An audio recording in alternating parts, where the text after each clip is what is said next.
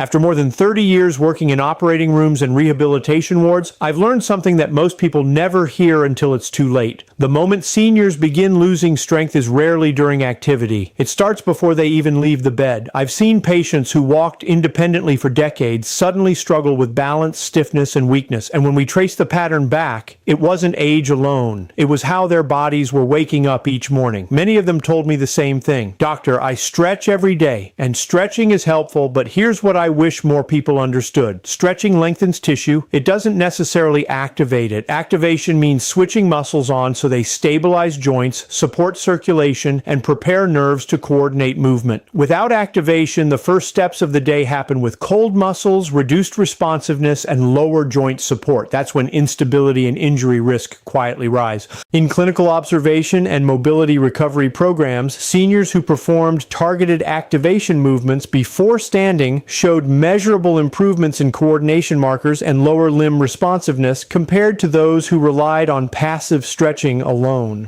These aren't intense workouts. They're controlled bed exercises designed to load the system safely, stimulate blood flow, and reconnect communication between brain and muscle before weight-bearing begins.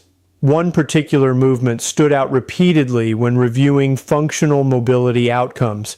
It consistently produced stronger lower body engagement signals and better stability responses than others. That exercise holds the #1 position in today's ranking, and the reasoning behind it may surprise you. In this video, we will reveal and rank 5 bed exercises from least impactful to most effective. And stay with me because number 2 could meaningfully influence how steady you feel when standing each morning. The clinical sources that informed this ranking are included in the description for those interested. Before we dive in, let me ask you something. How old are you today, and what country are you watching from? I read through the comments regularly and genuinely value hearing your experiences. Now, without further delay, let's begin with number 5. A movement many people underestimate that prepares the body before the first step of the day. Number 5, ankle pumps and circles. This first exercise might seem almost too simple to make a real difference, but do not let that fool you for a second. Ankle pumps and circles are what orthopedic surgeons prescribe to every single patient after hip or knee replacement surgery, and there is a very specific medical reason for that. When you are lying in bed, especially for extended periods, blood begins to pool in your lower legs. Your calf muscles, which act as a secondary pump for your circulatory system, are not contracting, and that means blood is sitting stagnant in your veins. A study published in the journal Thrombosis Research found that adults over 75 who spent more than 8 hours in bed without lower leg activation had a 260% higher risk of developing deep vein thrombosis, commonly known as DVT, which is a dangerous blood clot that can travel to your lungs and become life-threatening. Ankle pumps directly combat this by activating your calf muscles and forcing blood back up towards your heart. Here is exactly how to do them and how to get the maximum benefit from every single repetition. Start by lying flat on your back in bed with your legs extended and a pillow under your knees if that feels more comfortable. Point your toes down toward the foot of the bed as far as they will go. Hold that position for 2 full seconds and then pull your toes back up towards your shins as far as they will comfortably go, holding again for 2 seconds. That is 1 pump.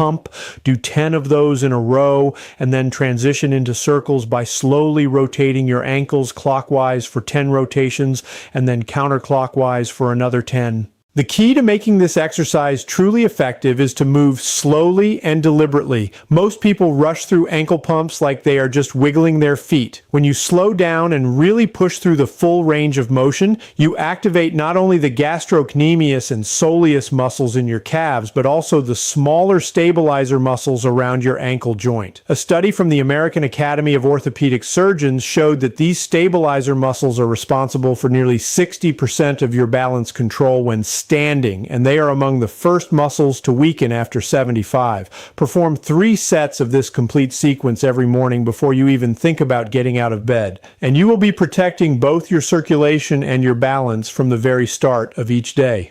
Now let us move to number 4, where we start building real joint protection. But before we continue, if you have been enjoying the video so far, hit the like button and don't forget to subscribe and hit the bell icon so you don't miss more videos like this. Number 4, supine heel slides.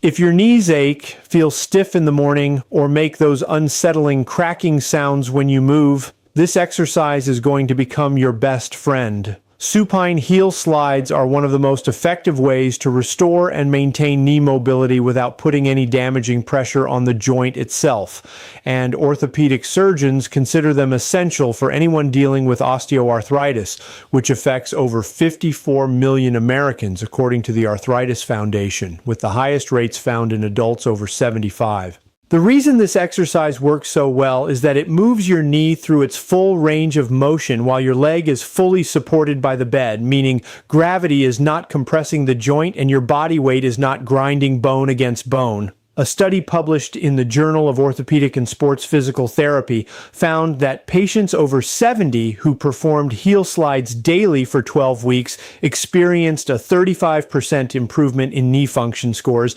and reported significantly less pain during daily activities like walking and climbing stairs.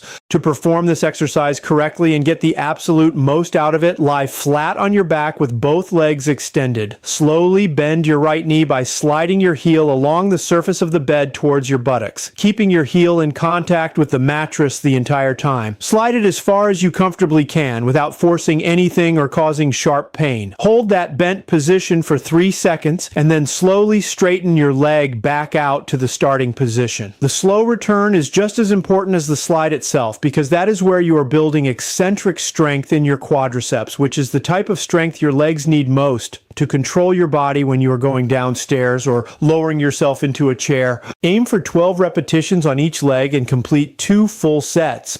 If you want to increase the challenge over time, try placing a plastic bag or a smooth pillowcase under your heel, which reduces friction and forces your muscles to work harder to control the movement. One important tip that makes a huge difference is to focus on keeping your kneecap pointing straight up toward the ceiling throughout the entire movement. When your knee drifts inward or outward during the slide, it creates uneven stress on the cartilage, and over time, that uneven loading is exactly what accelerates joint degeneration. Keeping everything aligned means you are nourishing the cartilage evenly and building strength in the correct movement pattern. It is also worth mentioning that the synovial fluid inside your knee joint, which acts as a natural lubricant and shock absorber, only circulates properly when the joint is moved through its full range of motion. When you lie in bed without moving your knees, that fluid becomes thick and stagnant, which is exactly why your knees feel so stiff and painful first thing in the morning. Heel slides performed before you get up effectively pump fresh synovial fluid through the joint, warming it up and reducing that grinding stiffness that so many people just accept as normal aging. It is not normal, and it does not have to be your reality. What comes next at number 3 is where things really start to change for your core strength and hip stability.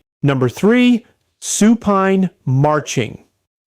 This exercise is deceptively powerful, and it targets a group of muscles that most people over 75 almost never train directly, which is exactly why those muscles become dangerously weak.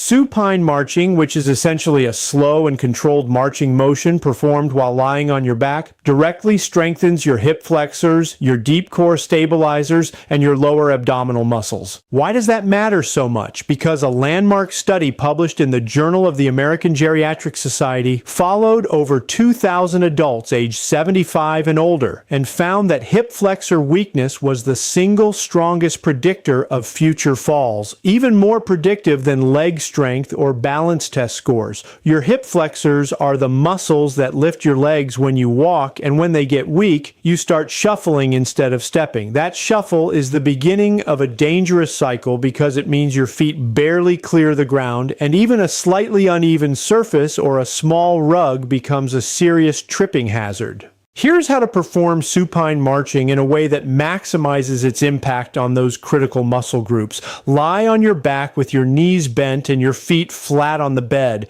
Place your hands on your lower belly so you can feel your core muscles engaging, which is an important feedback tool that most people skip. Slowly lift your right knee up towards your chest, bringing it as high as you comfortably can while keeping your lower back pressed firmly against the mattress. This is the critical detail that separates an effective supine march from a wasted movement. If your lower back arches up off the bed as you lift your knee, your core is not doing its job and your hip flexor is compensating by pulling on your spine, which can actually cause lower back pain over time. Hold your knee at the top for 2 seconds, then slowly lower it back down and repeat on the left side. That is 1 full repetition. Work your way up to 15 repetitions on each side for 2 sets, and really focus on that controlled lowering phase because that is where your core gets the most activation. Research from the University of Pittsburgh found that seniors who performed controlled hip flexion exercises like supine marching for just 8 weeks improved their walking speed by an average of 22% and reduced their fall risk by nearly 40%. Those are numbers that translate directly into real-world independence, like being able to cross the street before the light changes or catching yourself when you stumble. Now get ready for number 2, because this next exercise builds the kind of leg strength that keeps you out of a wheelchair. Number 2, straight leg raises. If there is one muscle group that orthopedic surgeons consider the absolute gatekeeper of mobility after 75, it is the quadriceps. These are the large muscles on the front of your thighs, and they are responsible for straightening your knee, supporting your body weight when you stand, and controlling your descent when you sit down or go downstairs. Here is the frightening reality. After the age of 70, you lose quadriceps strength at a rate of approximately 3 to 5% per year if you are not actively working to maintain it. A clinical study published in the journal Age and Aging found that adults with weak quadriceps were 3 times more likely to need assistance with basic daily tasks and 5 times more likely to require a mobility device within just 2 years. Straight leg raises performed in bed are one of the safest and most effective ways to fight that decline without any stress on your knee joint whatsoever, which is why they are a cornerstone exercise in virtually every orthopedic rehabilitation program in the world. To perform this exercise with perfect form and extract every possible benefit, start by lying flat on your back with one knee bent and the foot flat on the bed for support and your other leg extended straight out.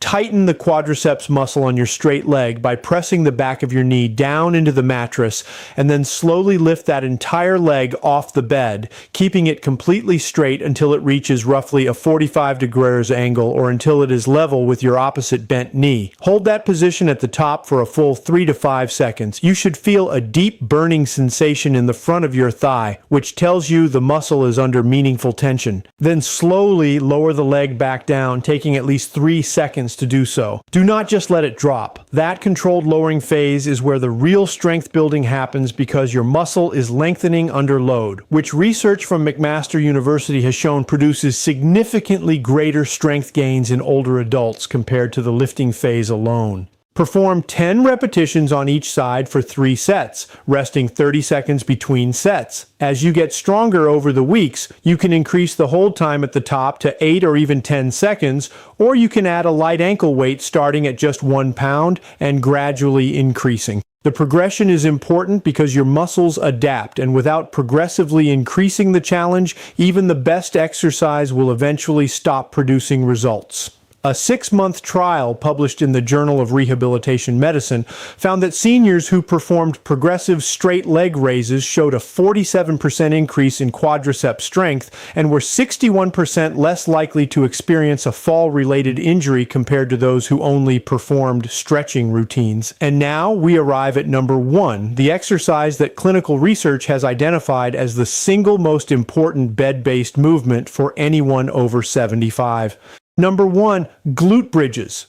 There is a reason orthopedic surgeons, physical therapists, and geriatric specialists all agree that if you could only do one exercise in bed for the rest of your life, it should be the glute bridge. This is not just another exercise for your backside. The glute bridge is a full posterior chain activator, meaning it simultaneously strengthens your gluteus maximus, your hamstrings, your lower back extensors, and your deep spinal stabilizers, all in a single movement. And here is why that matters more than almost anything else for your health after 75. A major clinical trial published in The Lancet, one of the most respected medical journals in the world, tracked over 3,000 adults aged 75 and older and found that posterior chain weakness was the #1 modifiable risk factor for both falls and loss of independent living. Not cardiovascular health, not flexibility, not even general leg strength, but specifically the strength of the muscles along the back of your body from your lower back down through your glutes and hamstrings. When these muscles are weak, your pelvis tilts forward, your spine loses its natural curve, your balance shifts, and your body essentially starts folding in on itself. That forward hunched posture you see in many older adults is not just a cosmetic issue. It directly compromises your center of gravity and makes falling almost inevitable. What makes this even more concerning is that the gluteal muscles are among the fastest declining muscle groups after 75 due to prolonged sitting and inactivity. Research from the University of Southern California found that the average person over 75 spends more than 10 hours per day in a seated or reclined position, and during all of that time, the glutes are essentially shut off. They refer to this as gluteal amnesia, where the brain gradually loses its ability to efficiently recruit and activate the glute muscles because they have been dormant for so long. The glute bridge is the most effective way to reverse this pattern and wake those muscles back up, even if they have been inactive for years. Here is exactly how to perform the glute bridge correctly, and more importantly, how to do it in a way that activates every muscle it is supposed to target, because most people unknowingly do this exercise wrong and miss out on the majority of its benefits. Lie on your back with your knees bent and your feet flat on the bed, positioned about hip width apart. Your feet should be close enough to your body that you can almost touch your heels with your fingertips. Before you lift anything, squeeze your glutes together as tightly as you possibly can, like you were trying to crack a walnut between them. This pre-activation step is critical because without it, your hamstrings and lower back will take over the movement and your glutes will barely fire at all. Once you feel that squeeze, slowly drive your hips up toward the ceiling by pressing through your heels, not the balls of your feet, until your body forms a straight line from your shoulders to your knees. Hold this top position for 5 full seconds while maintaining that glute squeeze and focus on breathing normally, because many people hold their breath during this exercise, which can spike blood pressure. Then lower yourself back down slowly over a count of 4 seconds. And just before your hips touch the bed, drive right back up into the next repetition without resting at the bottom. This continuous tension technique, which researchers at the University of Queensland found to be 40% more effective at activating the gluteus maximus compared to resting between each repetition, is what separates a therapeutic glute bridge from one that barely makes a difference. Start with 10 repetitions for 3 sets, resting 45 seconds between each set. As this becomes easier over the following weeks, you can progress by performing single leg variations where one foot is lifted off the bed while you bridge with the other, or by placing a pillow between your knees and squeezing it during the bridge to simultaneously activate your inner thigh muscles and improve pelvic stability. The results from consistent glute bridge practice are remarkable. The same Lancet study found that participants who performed glute bridges 5 days per week for 6 months experienced a 58% reduction in fall risk, a 44% improvement in walking endurance, and perhaps most importantly, a 71% reduction in the likelihood of transitioning from independent living to assisted care. Those are not marginal improvements. Those are life-changing numbers that represent the difference between living on your own terms and losing that freedom. There you have it, 5 bed exercises that orthopedic surgeons say are far more important than stretching alone after the age of 75. Remember, stretching has its place and it is certainly not bad for you, but it only addresses flexibility. It does not build the strength, stability, and joint protection that your body desperately needs to stay mobile and independent as you age. These 5 exercises, ankle pumps, heel slides, supine marching, straight leg raises, and glute bridges, cover every critical area from circulation to core stability to the powerful posterior posterior chain muscles that keep you upright and moving confidently through your day.